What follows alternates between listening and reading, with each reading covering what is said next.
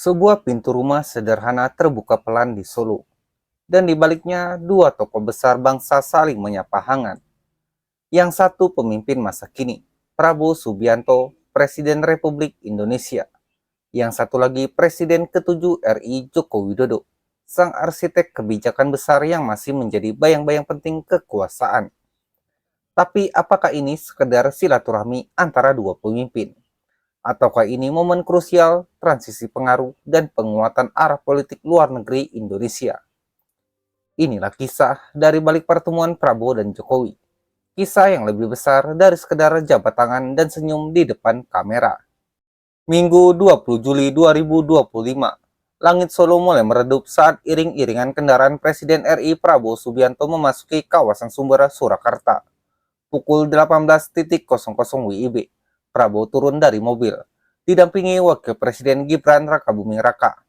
Yang menyambut mereka bukan hanya Presiden ke-7 RI Joko Widodo, tapi juga Ibu Negara Iriana, yang sudah menunggu di depan pintu gerbang rumah. Senyum mengembang, pelukan hangat, dan tatapan penuh respek. Momen itu bukan sekedar silaturahmi biasa. Dalam sejarah kekuasaan Indonesia, tak banyak pemimpin yang dengan rendah hati kembali ke rumah sang pendahulu untuk berbagi cerita, meminta masukan, bahkan mungkin membangun poros kekuatan baru. Dalam suasana santai di ruang tamu yang tak berubah sejak era Jokowi, Prabowo membuka cerita. Ia baru saja menyelesaikan lawatan 15 hari ke berbagai penjuru dunia. Arab Saudi, pusat diplomasi dunia Islam.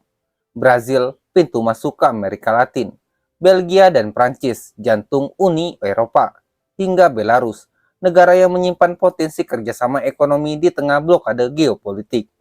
Dalam pertemuan itu, Prabowo menyampaikan satu hal yang jadi sorotan besar.